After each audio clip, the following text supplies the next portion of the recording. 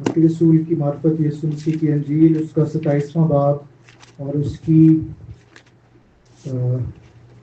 वैसे तो ये चौथा कलमा 45वीं आयत में है, लेकिन मैं इसको थोड़ा ऊपर से पढ़ना चाहता हूँ, अगर आप इजाज़त दें तो।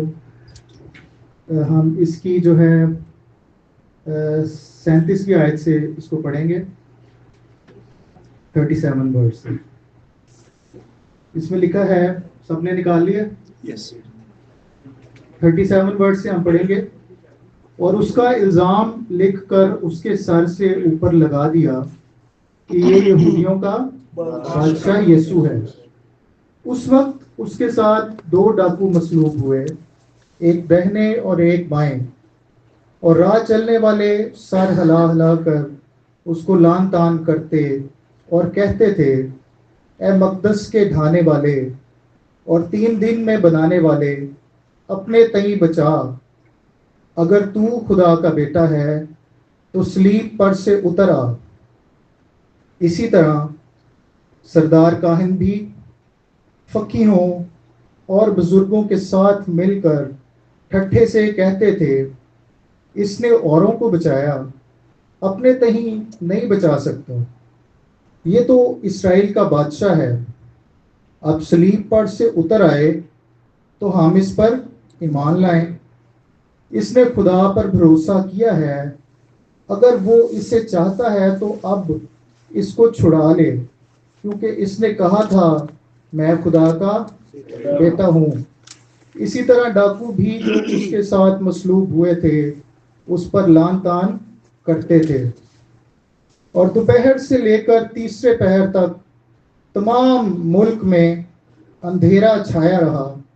और तीसरे पहर के करीब यीशु ने बड़ी आवाज से चिल्लाकर कहा, एली एली लमा शबक्तनी, यानी ए मेरे खुदा तूने मुझे क्यों छोड़ दिया। जो वहां खड़े थे उनमें से बाज ने सुनकर कहा, ये एलिया को पुकारता है। और फौरन उनमें से एक शख्स दौड़ा और स्पंज लेकर सिरके में डुबोया और सरकंडे पर रख कर उसे चुसाया। मगर बाकियों ने कहा, ठहर जाओ, देखें तो एलिया उसे बचाने आता है या नहीं।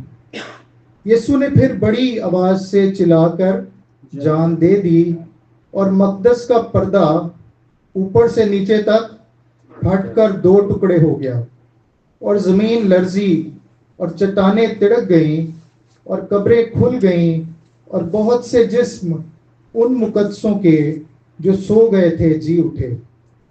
खुदावंद के कलाम के पढ़े और सुने जाने के वसीले से हम सबों को बरकत मिले, आमीन। खुदावंद का शुक्र हो।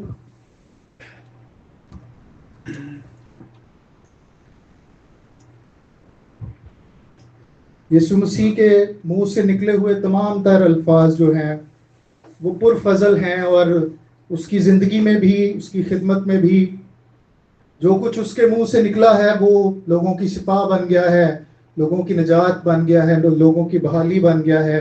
और सलीब पर भी हमारे खुदावंद के मुंह से जो निकला है वो निजात का ज़रिया है, वो सराब करने का ज़रिया है, वो ताजगी का ज़रिया है, वो शादमानी की बात है। यहाँ पर हम चौथे कलमे के ऊपर खुदावंद के कलाम को आज सीखने को हैं।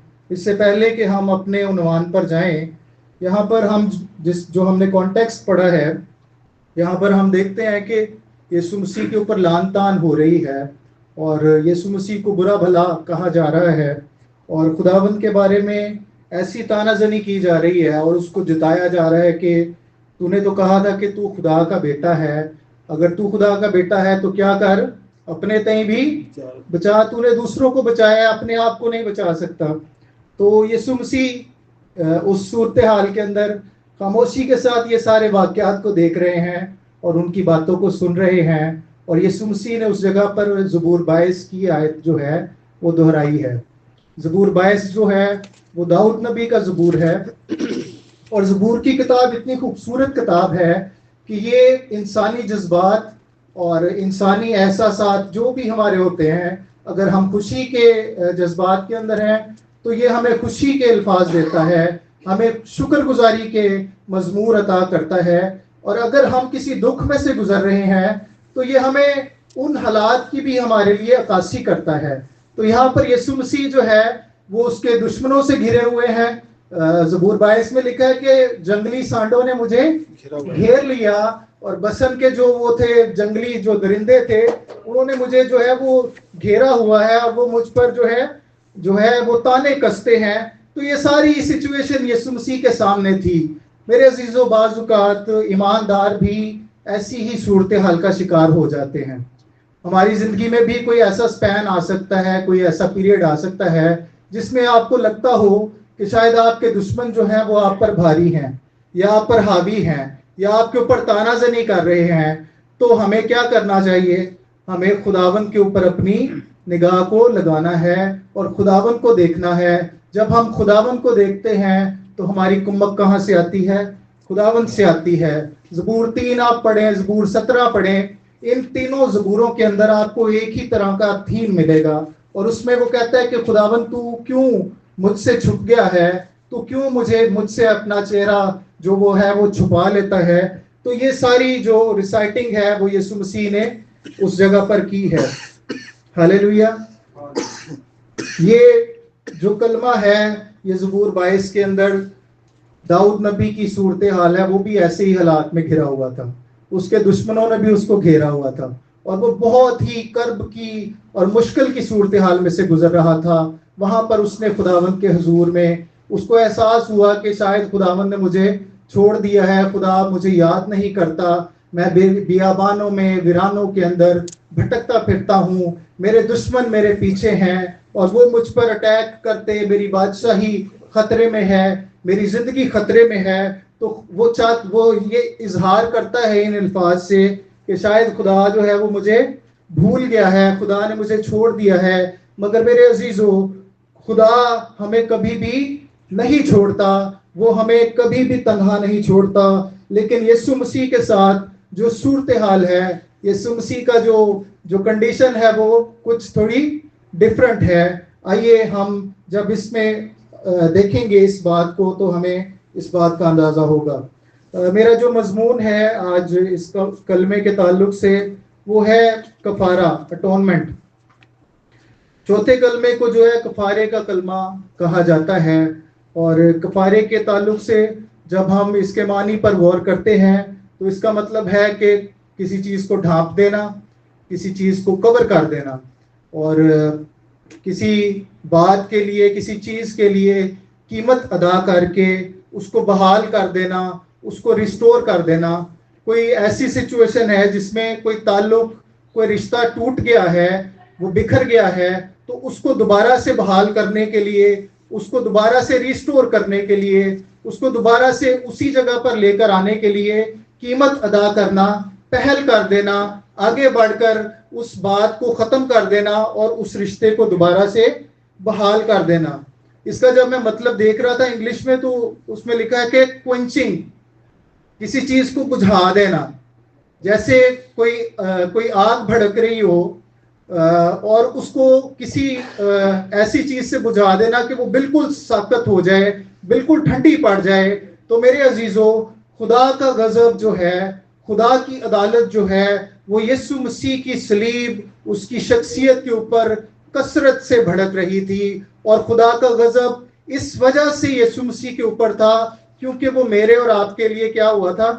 मसलूब हो गया था। वो मेरे और आपके लिए वहां पर लटका हुआ था।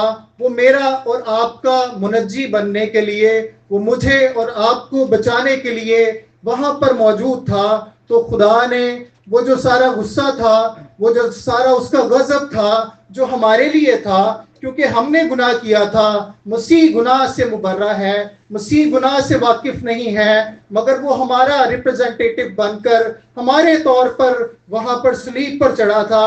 तो खुदा ने अपने गज़ब को उसके ऊपर उंडेला। और इसका मतलब है कि उस खुदा के गज़ब की आग को क्या करना? बुझा देना। तो कफारे को जब हम गहरे तौर पर देखते हैं, जब हम इसके मानी जानते हैं, तो फिर हमें पता चलता है कि सलीब पर क्या हो रहा था। फिर हमें अंदाजा होता है कि उस वक्त यीशु मसीह क्यों चिल्ला उठा कि ऐ मेरे खुदा, ऐ मेरे खुदा, तूने मुझे क्यों छोड़ दिया। इसके बहुत सारे मानी जो है वो लोग निकालते हैं और बड़ी तफसीरें करते हैं, लेकिन सादा सी बात यह है कि यीशु मसीह वहां पर इस सारी सूरत हाल के अंदर तन्हाई महसूस कर रहा था। ये यकीनी बात है, क्योंकि वो कामिल खुदा और कामिल इंसान था। जब इंसान दुख की हालत में से गुजर रहा होता है, जब इंसान तकलीफ की हालत में से गुजरता है, तो बेशक सारी दुनिया उसके साथ हो, मगर वो उसके अंदर एक ऐसा एहसास होता है कि शायद मुझे सबने छोड़ दिया है, मैं इस दुख को अकेले ही उठा रहा हूं, मैं इस दुख में से अकेले ही गुजर रहा हूं। तो यीशु मसीह का ये पुकार उठना ये कोई ताज्जुब की बात नहीं है। वो कामिल इंसान बन गया हमारे लिए और इस दुनिया के अंदर आ गया, ताकि वो खुदा के गजब को, खुदा के गुस्से को, खुदा की अदालत को जो उसने सारी दुनिया के लिए मुकर्रर की थी, वो उसके ऊपर आ जाए और वो हमारा कफारा दे दे। एक कहानी है, शायद आप लोगों ने, बहुतों ने इसको सुना भी हो, बच्चों के लिए खास तौर पर यह है। हम खुदा के कीमत अदा करने को जान सकते हैं किस तौर पर। एक नौजवान था और वो बड़ा ही क्रिएटिव माइंड था। खुदा ने उसको बड़ी कुदरत अता की थी और वो अपने क्रिएटिविटी से बहुत सारे आर्टिकल बनाता था। तो एक दिन उसने बहुत ही जबरदस्त एक आर्टिकल बनाया। वो एक कश्ती थी और बड़ी ही खूबसूरत, उसने बड़े दिन उसके ऊपर मेहनत की और उसको बनाया, उसको संवारा, उसकी पेंटिंग की। और जब वो कश्ती पूरी तैयार हो गई तो एक दिन वो उसको दरिया के पास, समंदर के पास ले गया और उसने कहा कि अब मैं इसको समंदर के अंदर क्या करूंगा, छोड़ूंगा और ये समंदर के अंदर ठहरेगी। तो जैसे ही उसने उस कश्ती को समंदर के अंदर वहां पर छोड़ा तो वहां पर एक बहुत बड़ा तूफान आ गया। क्या आ गया बच्चों? आपने इसको याद रखना है, ठीक है, इस स्टोरी को। तो जब वहां पर तूफान आया तो वो कश्ती जो वहां से क्या हो गई, खो गई। उस लड़के के हाथ से वो कश्ती खो गई और वो उसने बहुत उसको तलाश किया, उसने बहुत ढूंढा, मगर वो कश्ती उसको नहीं मिली। अब वो बड़ा परेशान होके घर चला गया। उसने अपने बाप को बताया कि तू, मेरी तो वो जो मैंने बनाई थी वो खो गई है। उसने कहा बेटा अब क्या हो सकता है, अब तो तूफान आ गया है। और वो खैर बड़ा रोया और उसके ऊपर बड़ा उसका उसने मातम किया, अफसोस हुआ उसको। तो एक दिन वो अपने बाप के साथ जो है मार्केट में जा रहा था काफी दिनों के बाद। तो वहां पर एक बहुत बड़ी दुकान के अंदर उसने एक शेल्फ के अंदर उस कश्ती को देखा और जब उसने उस कश्ती को देखा तो वो हूबहू उसकी कश्ती की जैसी थी। तो जब वो करीब गया और उसने उस शेल्फ से उस कश्ती को उतारा और उसने देखा कि ये तो मेरे हाथ की बनी हुई है, जैसे मैंने इसको बनाया था, जैसे मैंने इसके अंदर रंग भरे थे, ये तो वही कश्ती है। तो वो फौरन जो है अपनी कश्ती के साथ जो है बातें करना शुरू कर दी उसने, और उसने गुफ्तगू करनी शुरू कर दी। तो जब वो ये सीन चल रहा था तो वहां पे दुकान का मालिक आ गया। उसने कहा भाई क्या हो गया, दिमाग खराब है, पागल हो गए हो, क्या मसला है आपको, आपने कैसे हमारा ये आर्टिकल उतार लिया?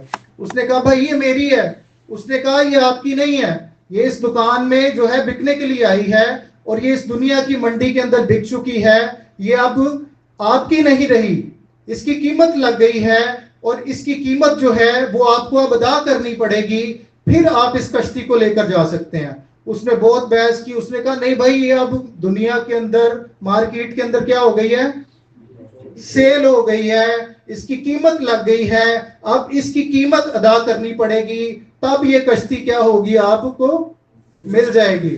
अब उसका बाप उसके साथ था और वो बड़ा परेशान हुआ। उसने कहा ये कैसे हो सकता है? उसने कहा बेटा अब इसकी कीमत अदा करनी पड़ेगी, तभी ये कश्ती वापस तुझे मिल जाएगी।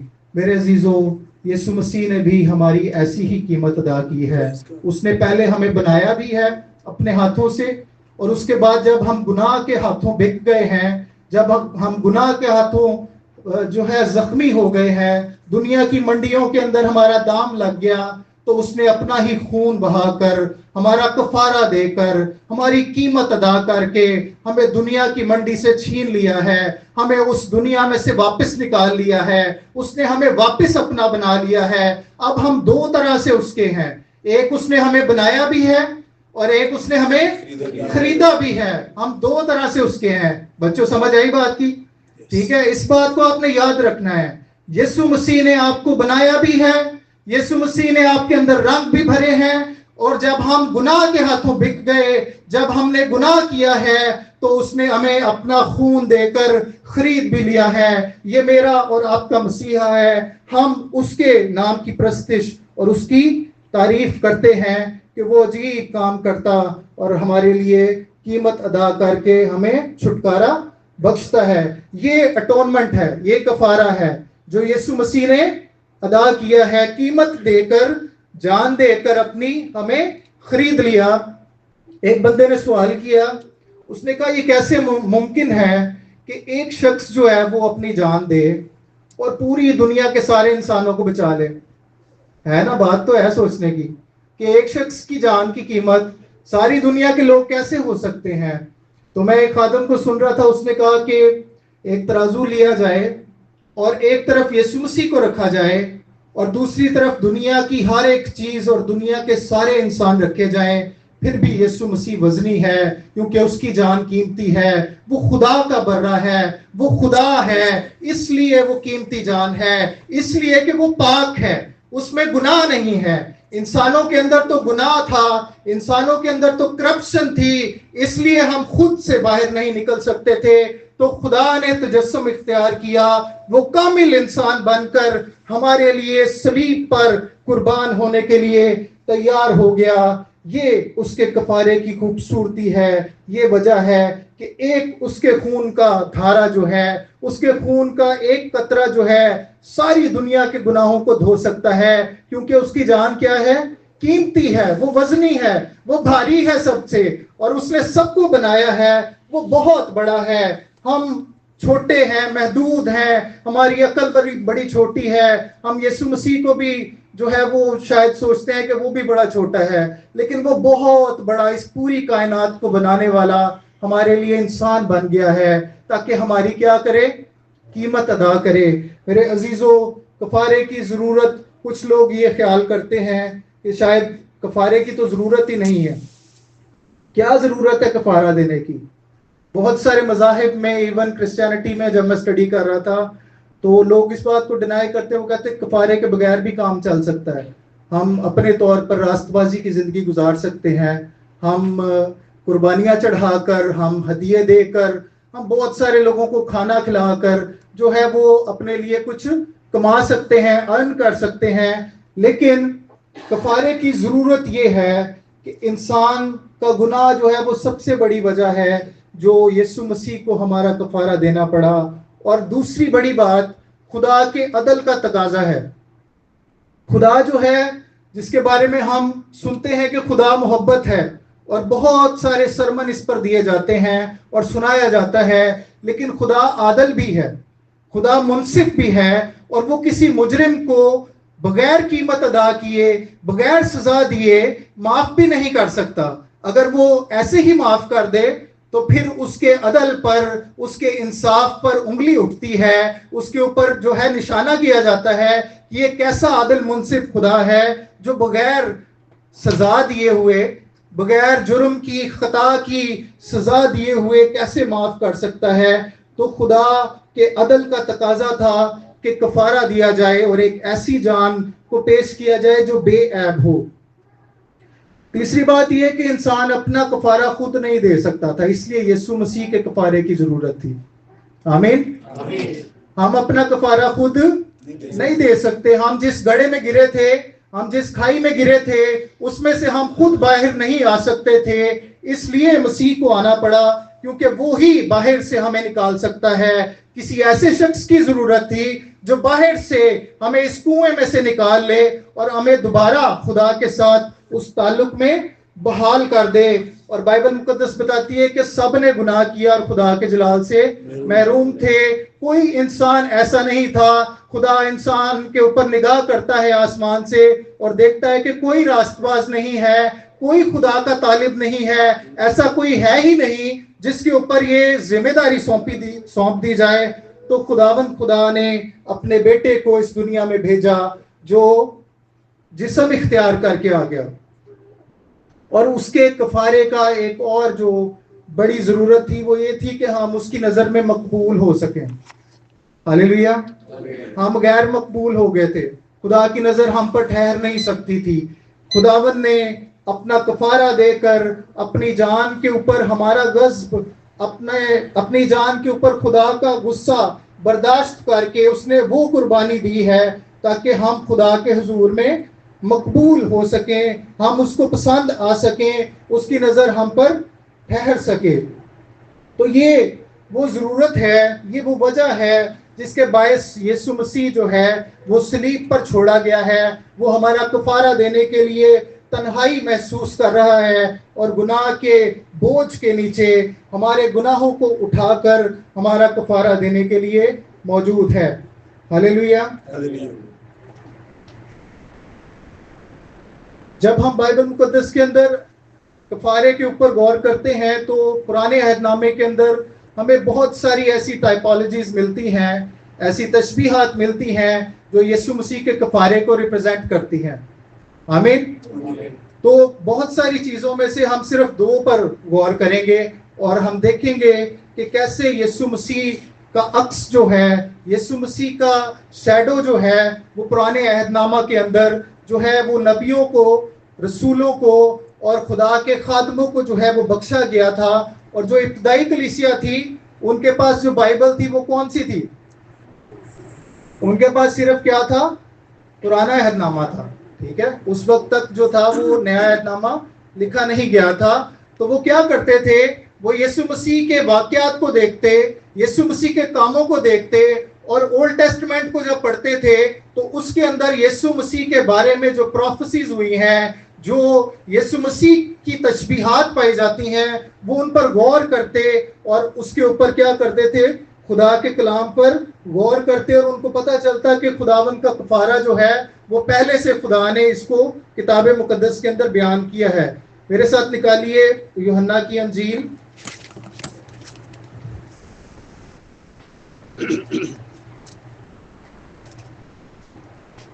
उसका 3रा बाब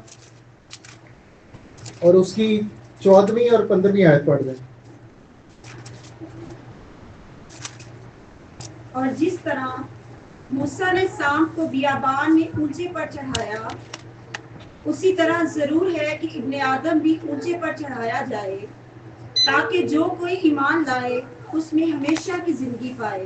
क्योंकि खुदा ने दुनिया से ऐसी मोहब्बत रखी कि उसने अपना इकलौता बेटा बख्श दिया, ताकि जो कोई उस पर ईमान लाए हलाक ना हो बल्कि हमेशा की जिंदगी पाए। आमीन। आमीन। हालेलुया। यीशु मसीह ने यहाँ पर खुद ही अपना कंपैरिजन बता दिया है। यीशु मसीह ने खुद ही उस मुकाशफे को, उस भेद को यहाँ पर निकोदेमस की जिंदगी पर जाहिर किया।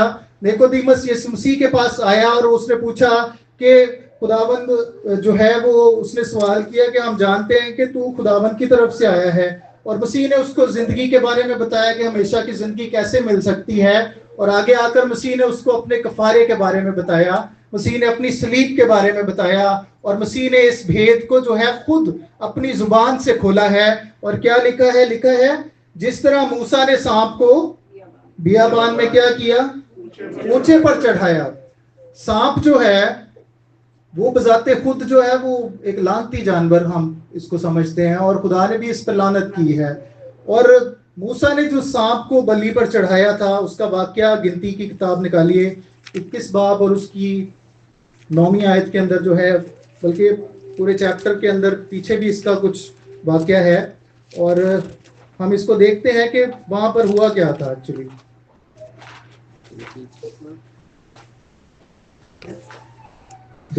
Book of numbers. चनाचा मूसा ने पीतल का एक सांप बनवा कर उसे बल्ली पर लटका दिया, और ऐसा हुआ कि जिस जिस सांप के डसे हुए आदमी ने उस पीतल के सांप पर निगाह की तो वो जीता बच गया। हालेलुया। हालेलुया। खुदावंद के लोग जब वो मुल्क मिस्र से निकले, बियाबान में से गुजर रहे थे, वहां पर उनको कुछ प्रॉब्लम्स दरपेश आई। पानी नहीं मिल रहा था, खाना अच्छा नहीं मिल रहा था, तो उन्होंने क्या किया? शिकायत करनी शुरू कर दी वहां पे। और जब वो बुड़बुड़ा रहे थे तो खुदावंद ने उनके बुड़बुड़ाने को सुना और उस गुनाह के बायस जो है वहां पर उनके अंदर लिखा है कि ऐसे सांप जो है वो निकल आए जो लोगों को डसने शुरू हो गए और लोग जो है वो हलाक होना शुरू हो गए। और जब उन्होंने इस सूरत हाल को देखा तो बड़ी ही गंभीर सूरत हाल थी। उस वक्त इतना मेडिकल नहीं था, इतने एंटीडोट नहीं थे। तो उन्होंने जो है वो मूसा के पास आकर जो है दरखास्त की और उसको कहा कि खुदावंद से हमारे लिए क्या कर, दुआ कर, ताकि हम इन सांपों से महफूज हो जाए, हम बच जाए, हम मौत से, हलाकत से बच जाए। तो खुदा ने क्या किया, खुदा ने उसको कहा कि एक पीतल का सांप बना और उसको क्या कर, बलि पे लटका दे ऊंचा करके, और जो कोई उस सांप को देखेगा वो क्या हो जाएगा, बच जाएगा। कैसी हैरानकुन बात है। ऐसा भी हो सकता था कि खुदा उसकी दुआ को सुने, सारे सांप मर जाएं, जैसा कि मिस्र में हुआ। वो जितनी आफतें आई थी, जो जानवर आते थे, वो जैसे ही वो दुआ करता था तो वो सारी खत्म हो जाती थी, वो चली जाती थी, वो मर जाते थे। यहाँ पर काम जो है कुछ फर्क हुआ है, यहाँ पर कुछ तशबीह फर्क है, क्योंकि खुदा कुछ और बताना चाह रहा है, खुदा कुछ अक्स और दे रहा है, खुदा कुछ आगे की बात बता रहा है कि मेरा बेटा इस दुनिया में आएगा, वो इंसानों की निजात बन जाएगा।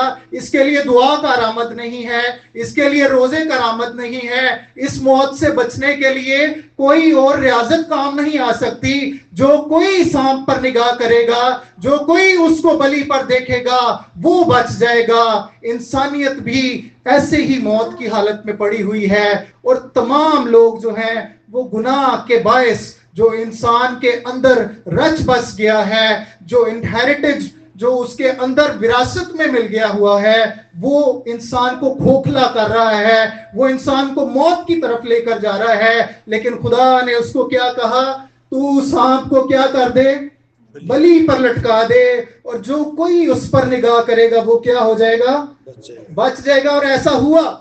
और जब लोगों ने उस पर निगाह करनी शुरू की, जब लोगों ने उसको देखना शुरू किया, वो बचना शुरू हो गए, मौत से रिहाई मिल गई, जिंदगी आ गई। मेरे अजीजों, यीशु मसीह की सलीब भी ऐसी है, उसका कफारा भी ऐसा है। वो जब सलीब पर तन्हा छोड़ दिया गया है, वो जब बेबस नजर आ रहा है, वो जब मायूस नजर आ रहा है, मगर फिर भी वो कुदरत से भरा हुआ है, फिर भी उसके अंदर से हमेशा की जिंदगी बहती है। वो फिर भी उन सबों को जिंदगी देता है जो उस पर निगाह करते हैं, जो उसको देखते हैं, जो उसके तालिब हैं, जो उसको चूमते हैं। वो जिंदगी पा जाते हैं, वो सांप के डसे से बच जाते हैं, क्योंकि यीशु मसीह के अंदर जिंदगी है।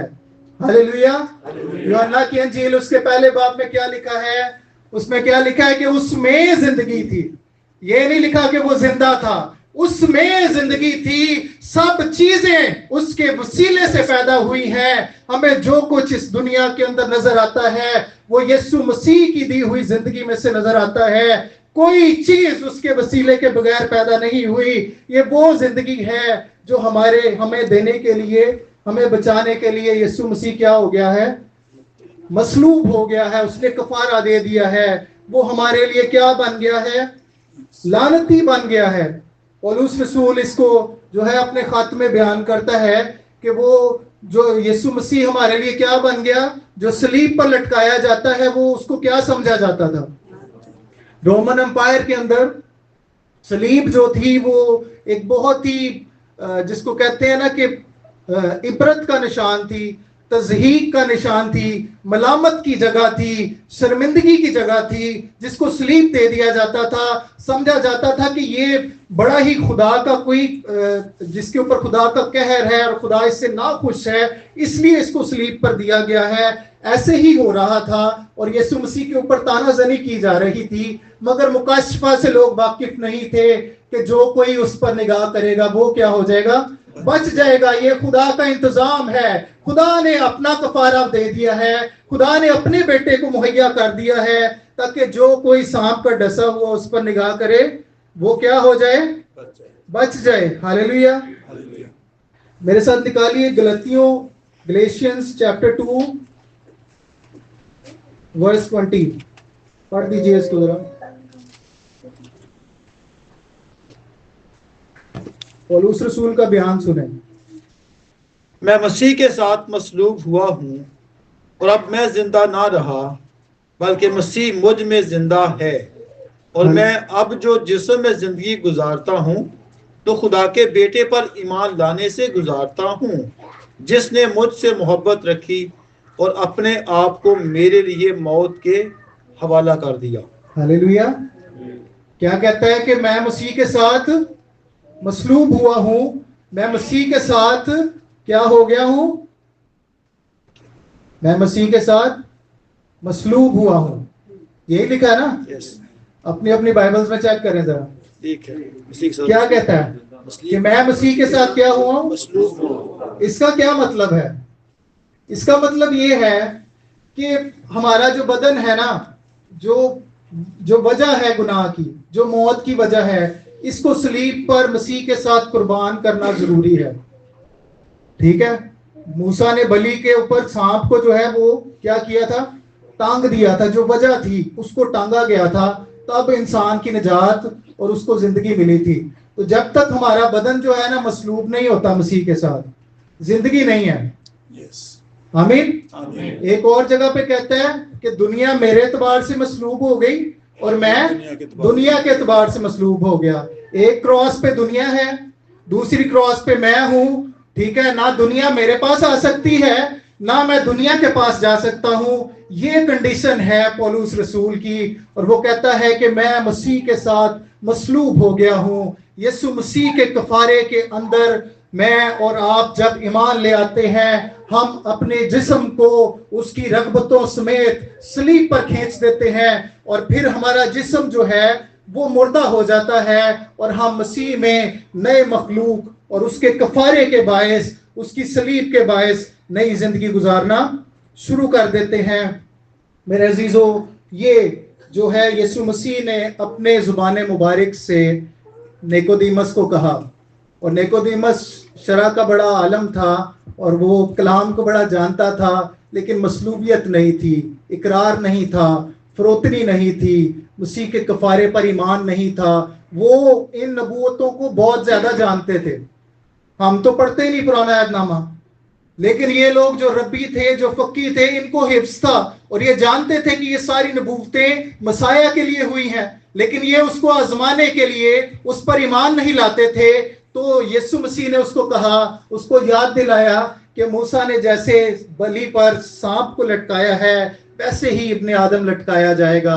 और आगे क्या खूबसूरत आयत यीशु मसीह ने कही है कि खुदा ने दुनिया से ऐसी मोहब्बत रखी है कि उसने अपना इकलौता बेटा बख्श दिया, ताकि जो कोई उस पर ईमान लाए, कोई नस्ल का फर्क नहीं है, कोई रंग का फर्क नहीं है, कोई कौम का फर्क नहीं है, जो कोई यीशु पर निगाह करता है, जो कोई यीशु को देखता है, जो कोई यीशु के पास आ जाता है, जो कोई यीशु को अपनी जिंदगी में लेता है, अपने दिल का दरवाजा खोलता है, यीशु मसीह उसको निजात दे देता है, मसीह उसको जिंदगी दे देता है।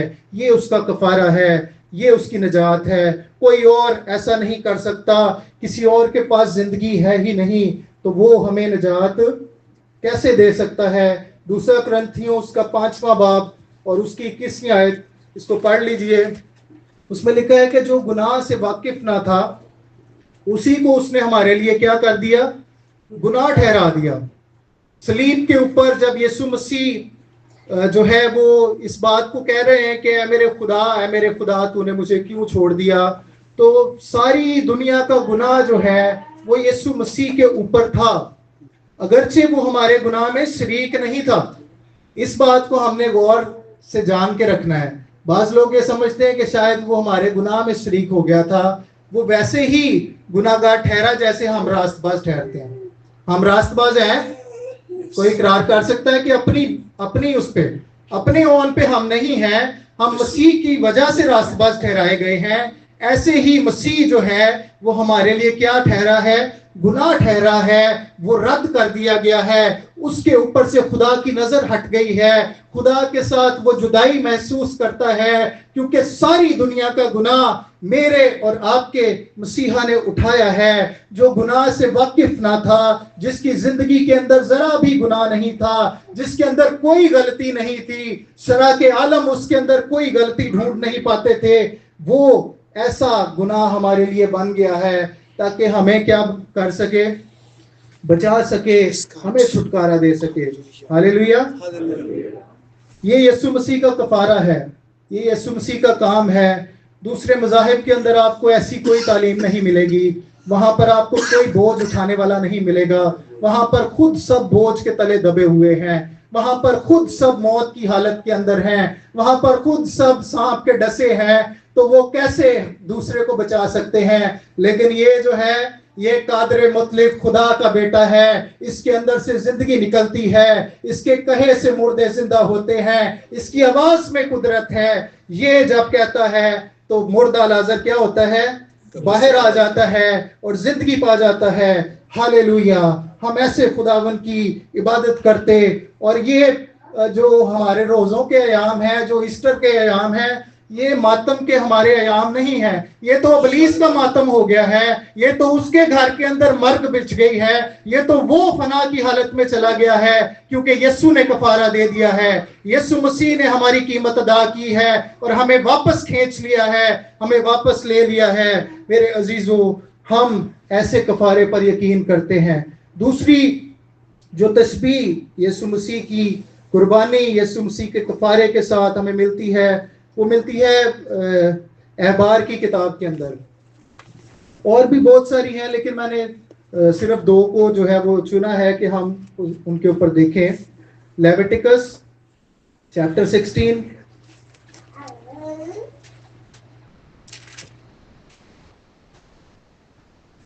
और उसकी 7वीं और 8वीं आयत पढ़ दें। फिर उन दोनों बकरों को लेकर उनको खैमा इज्तिमा के दरवाजे पर खुदावंद की हुजूर खड़ा करे, और हारून उन दोनों बकरों पर चिट्ठियां डाले, एक चिट्ठी खुदावंद के लिए और दूसरी एज़ाज़ील के लिए। जिस बकरे पर खुदावंद के नाम की चिट्ठी निकले, उसे हारून लेकर फतह की कुर्बानी के लिए चढ़ाए। लेकिन जिस बकरे पर एज़ाज़ेल के नाम की चिट्ठी निकले, वो खुदावंद की हुजूर जिंदा खड़ा किया जाए, ताकि उससे कफारा दिया जाए, और वो एज़ाज़ेल के लिए बियाबान में छोड़ दिया जाए। और हारून खुदा की कुर्बानी के बछड़े को जो उसकी तरफ से है आगे लाकर अपने और अपने घर के लिए कफारा दे, और उस बछड़े को जो उसकी तरफ से फतह की कुर्बानी के लिए ज़िबा करे, और वो एक बगूर दान लेकर। Thank you. तो यहाँ पर हमने इसको पढ़ा, कुछ आपको अंडरस्टैंडिंग आई, कुछ पता मिला? यहाँ पर सूरत हाल ये थी कि जो हारून जो सरदार काहिन था, उसके दो बेटे जो थे वो हलाक हो गए थे, क्योंकि उन्होंने मज़बा के ऊपर क्या किया था? ऊपरी आग चढ़ाई थी। तो जब वो खुदावन के हुजूर में ऊपरी आग उन्होंने चढ़ाई, तो खुदावन के हुजूर से आग निकली और उनको भस्म कर दिया। तो खुदा ने फिर वहां पर मूसा को कहा कि हारून और उसके बेटे जो है वो हर वक्त जो है वो मेरी हजूरी में ना आए। ठीक है। खैमा इज्तिमा जो था उसके अंदर 3 पोर्शन थे। जो एक जो पाकतरीन मकाम था, उसके अंदर खुदावन ने एंट्री क्या कर दी? बंद कर दी। खुदा ने कहा कि साल में एक बार जो है वो क्या होगा? अंदर आ सकोगे, और वो भी सरदार काहिन आएगा। और उसकी रेगुलेशन भी बताई कि वो पहले क्या करेगा? पहले अपने लिए कुर्बानी चढ़ाएगा, फिर अपने बच्चों के लिए कुर्बानी चढ़ाएगा, उसके बाद वो पूरी कौम के लिए जो है वो 2 बकरे लेगा, और उनको क्या करेगा? एक को जो है वो खुदावंद के लिए और एक को अज़ाज़ील के लिए। अज़ाज़ील के लिए जो लफ्ज इस्तेमाल हुआ है वो है स्केप गोट इंग्लिश के अंदर। ठीक है। ये वो जानवर होता था जिसके ऊपर वो हाथ रखते थे, और फिर इसको जंगलों के अंदर, वीरानों के अंदर क्या किया जाता था? छोड़ दिया जाता था। एक जानवर को कुर्बान किया जाता, और उसका खून जो है वो सरदार काहिन खैमा इज्तिमा के अंदर जो सरपोश था, जो आर्क ऑफ द कवेनेंट था, उसके ऊपर चढ़ाता था, और दूसरे बकरे के ऊपर वो अपने हाथ रखता, और पूरी बनी इस्राइल कौम का गुनाह जो था, आप इसकी आयत पढ़ें, 21वीं आयत में पढ़ता हूं आपके सामने, 16वें बाब की, चैप्टर 16 वर्स 21। और हारून अपने दोनों हाथ उस जिंदा बकरे के सर पर रख कर उसके ऊपर बनी इस्राइल की सब बदकारियों और उनके सब गुनाहों और खता का इकरार करे, और उनको उस बकरे के सर पर धर कर उसे किसी शख्स के हाथ जो इस काम के लिए तैयार हो बियाबान में भिजवा दे। ठीक है। पूरे कौम का जो है वो गुनाह एक मासूम से बकरे के ऊपर जो है वो क्या किया जाता था, ये खुदा का तकाजा था, खुदा ने उनको ये कहा था। लेकिन इसका फोर शैडो क्या है? वो यीशु मसीह है। हालेलुया। हर एक कुर्बानी जो है वो किसी अफजल कुर्बानी की तरफ उनकी निगाहें लगाती थी, लेकिन वो उसी जगह पर ठहर गए, वो उसी जगह पर रुके रहे। और हर साल जो है सरदार काहिन क्या करता था? वही रूटीन, गुनाह बढ़ते जा रहे हैं, उधर ही हैं, ठीक है, और कुर्बानियां हो रही हैं, हर साल दोहराई जा रही हैं। और इंतजार क्या किया जा रहा है कि यीशु मसीह आ जाए, खुदा का बेटा आ जाए, वो अपना कफारा दे दे, वो हमारी जानों को छुटकारा दे दे। इस कफारे की रोशनी के अंदर हम यीशु मसीह के कफारे को देखते हैं और हमें यीशु मसीह की कुर्बानी जो है वो यहाँ पर नजर आती है। इब्रानियों का खत उसका 10वां बाब और उसकी 1 से 4 आयत पढ़ें तो वहां पर इस बात को बड़े गहरे तौर पर खुदा का बंदा जो है वो बयान करता है। सारे बनी इस्राएल के गुनाह क्या कर किए जाते थे? वो एक बकरे के सर के ऊपर हाथ रख के उसके ऊपर लादे जाते थे और उसको बियाबान में छोड़ दिया जाता था। इब्रानियों के मुसन्निफ ने जो है इस बात पर, क्योंकि उनके पास ओल्ड टेस्टमेंट ही उनकी किताब थी, उनकी बाइबल जो थी वो क्या थी? ओल्ड टेस्टमेंट उनके पास था, और वो उसके अंदर मसीह का अक्स, मसीह की कुर्बानी, मसीह के ज़िबिये को देखते थे। और वो क्या लिखता है कलीसिया को? पढ़िए 10 बाब उसकी 1 से 4 है। क्योंकि शरीयत जिसमें आइंदा की अच्छी चीजों का अक्स है, हमें शरीयत में क्या था? आइंदा की अच्छी चीजों का क्या था? अक्स था, शैडो था, रिफ्लेक्शन था। खुदा ने बता दिया था कि आने वाली कुर्बानी जो है वही कामिल कुर्बानी है, वही अल्टीमेट है, वही छुटकारे का बायस है। ये सिर्फ तुम्हें वहां तक पहुंचाने के लिए खुदा ने जो है वो मुहैया की है। आगे पढ़ें।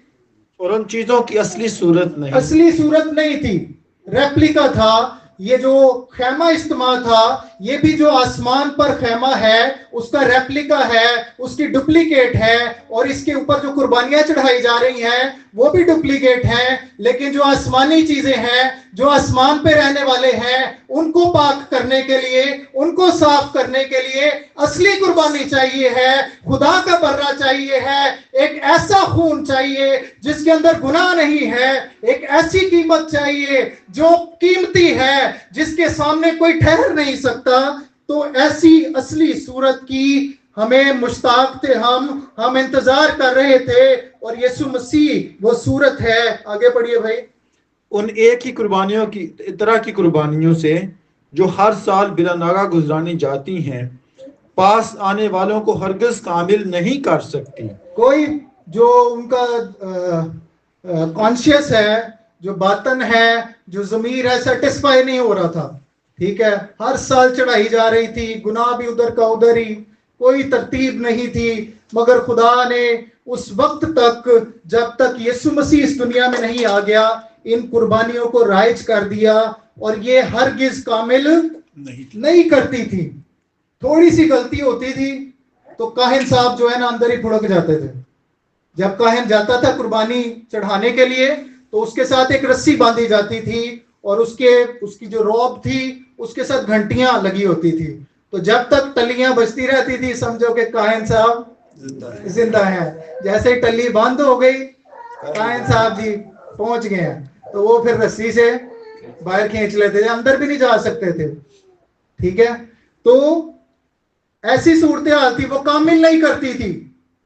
लेकिन यीशु का कफारा जो है, यीशु की सलीब जो है, वो हमें सारे गुनाहों से पाक करती है, हमें कामिल करती है। वो इसलिए छोड़ दिया गया है, वो इसलिए हमारे बोझ उठाने के लिए सलीब पर मौजूद है, ताकि हम कामिल तौर पर क्या हो जाएं? पाक हो जाएं, हम उसकी पाकीज़गी को हासिल कर लें। हालेलुया। आगे पढ़े भाई।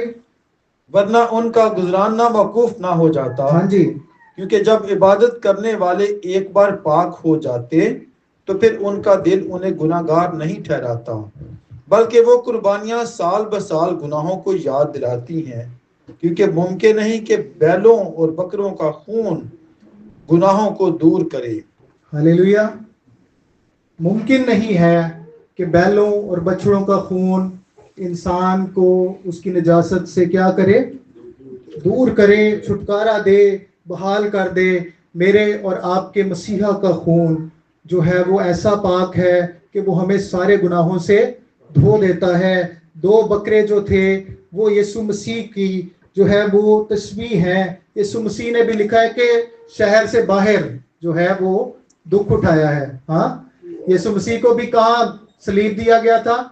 गलगत्ता के मकाम पर, जो शहर से बाहर था, और वो बियाबान के अंदर, वीरान जगह के अंदर जो छोड़े जाने वाला बकरा है उसकी मानिंद भी है, और वो उस बकरे की मानिंद भी है जिसको काट कर और उसके खून को खैमा इज्तिमा के अंदर भी पहुंचाया जाता था। और यहाँ पर इब्रानियों के खत के अंदर ही ये खुदा का खादम लिखता है कि यीशु मसीह अपना खून लेकर कहां पर चला गया है? बाप के पास उस हकीकी खैमा के अंदर चला गया है और हमारा कफारा दे दिया है ताकि हमारी जान को क्या मिले, नजात मिल जाए, हमें रास्तबाजी मिल जाए, हमें पाकीज़गी मिल जाए। ये यीशु मसीह के कफारे के मकासद हैं। अगर ये हमारी जिंदगी में पूरे नहीं होते, अगर हमारी जिंदगी जो है वहां पर ही ठहरी हुई है, तो फिर मसीह के कफारे का हमारी जिंदगी के अंदर कोई इम्पैक्ट नहीं है। ठीक है, यूहन्ना की इंजील उसके पहले बाब और उसकी 29वीं आयत के अंदर यूहन्ना इस्तबागी ने ये ऐलान कर दिया, उस दौर के अंदर जब लोग इस बात की तलाश कर रहे थे, वो इंतजार कर रहे थे कि मसाया कब आएगा, और वो जो खुदा का चुना हुआ है, जो खुदा का मुकर्रर किया हुआ है, उसका इंतजार किया जा रहा था। तो यूहन्ना इस्तबागी ने मसीह की खिदमत के ऊपर, मसीह के रोल पर जो है इस बात का इजहार किया, और उसने लिखा है इसमें यूहन्ना की इंजील दूसरे दिन उसने यीशु को अपनी तरफ आते देखकर कहा, देखो ये खुदा का बर्रा है जो दुनिया का गुनाह उठा ले जाता है। Hallelujah, hallelujah. खुदा का बर्रा जो है वो ही गुनाह उठा सकता है। बाकी बर्रे जो थे वो क्या होते थे? हर साल नया बर्रा, ठीक है, हर साल चेंज, और गुनाह उठाए नहीं जाते थे, मिटाए नहीं जाते थे। खुदा की जात सेटिस्फाई नहीं थी। खुदा की जात के अंदर वो गुनाह की फितरत के बारे में जो है वो गुस्सा और कर्ब और गज़ब जो था वो मौजूद था। लेकिन यूहन्ना इस्तबागी इस बात का ऐलान करता है, यूहन्ना इस्तबागी इस बात को बताता है कि ये खुदा का बर्रा ऐसा है जो जहान का गुनाह क्या करता है? उठा ले जाता है। ये असल बर्रा है, ये असल खुदा का बकरा है जिसने गुनाहों को उठा लिया है। इसके खून में कामलियत है, इसके खून में पाकीज़गी है, और यही सारी दुनिया के जहान को मिटाने के लिए काफी है और मुकम्मल है, अफजल है। ये ऐसा बर्रा है जो जहान को जहान के गुनाह उठा ले जाता है। Hallelujah, hallelujah. एक और आयत को हम देखेंगे और इसके वसीले से भी हमें मसीह की कफारा बख्श मौत के बारे में बात सीखने को मिलती है। कुलसियों का खत, कोलोसियन चैप्टर 2 वर्स 14।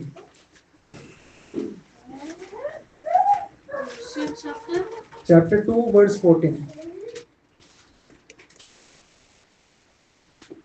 और हुक्मों की वो दस्तावेज मिटा डाली जो हमारे नाम पर और हमारे खिलाफ थी, और उसको सलीब पर कीलों से जड़कर सामने से हटा दिया।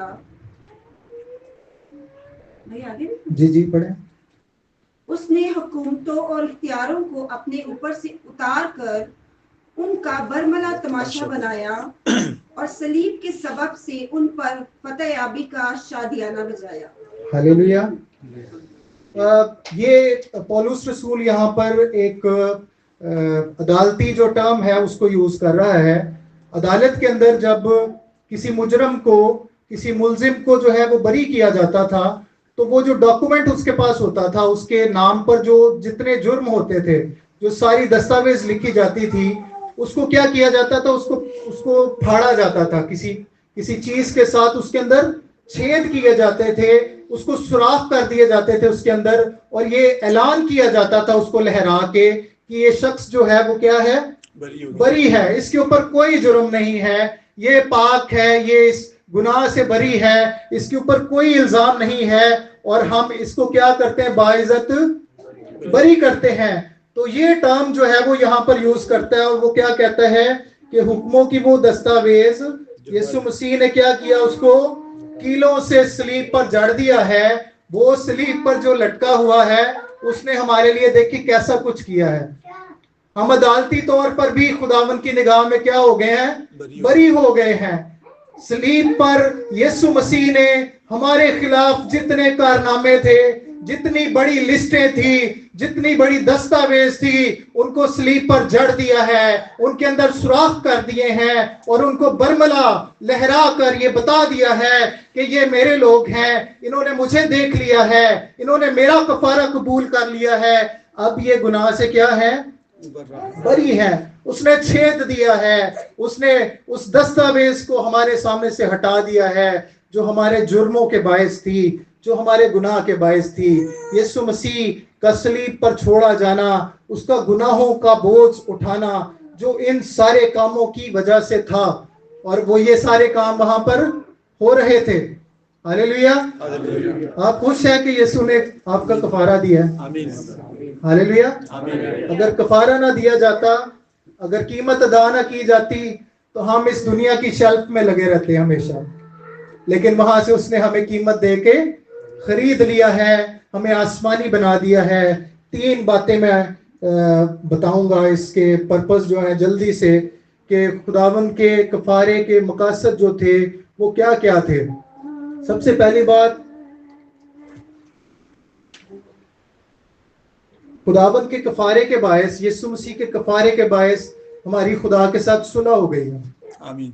हालेलुया। अगर किसी की नहीं हुई तो आज सुलह कर लें। सुलह के बगैर बहुत मुश्किल काम है, ठीक है।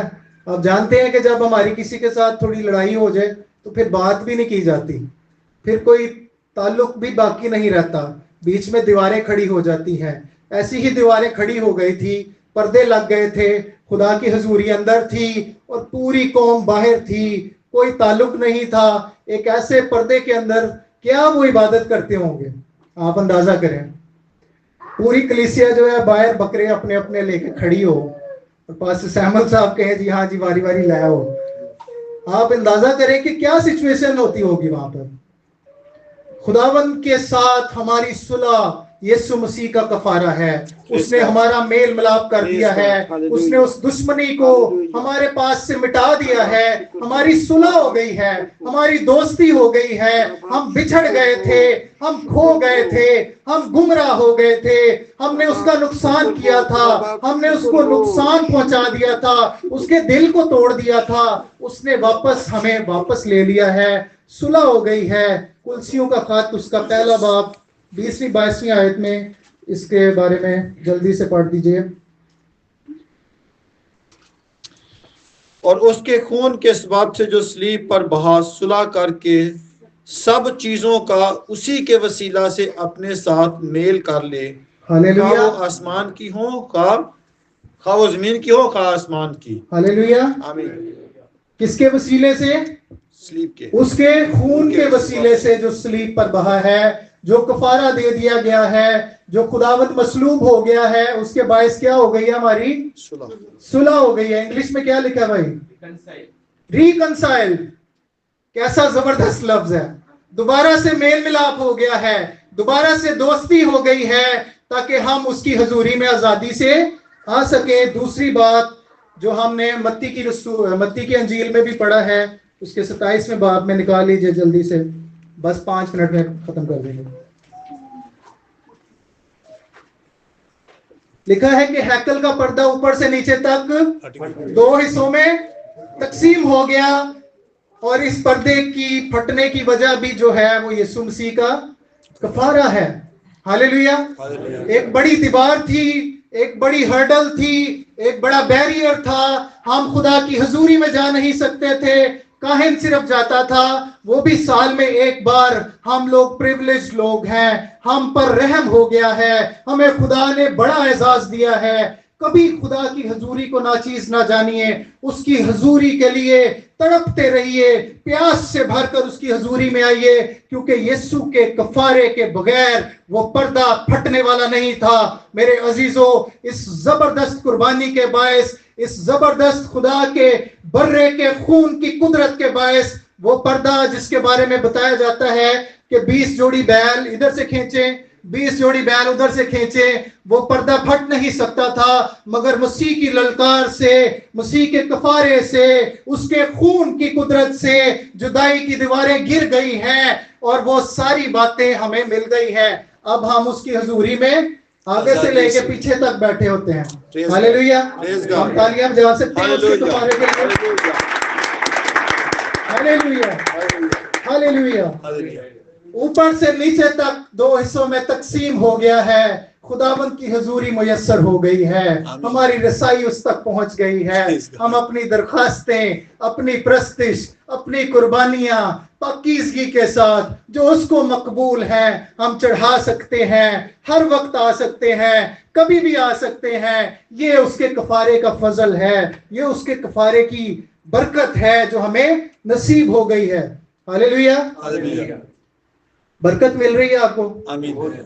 आखिरी बात हम देखेंगे कि खुदा से हमारी रफाकत जो है वो दोबारा बहाल हुई है।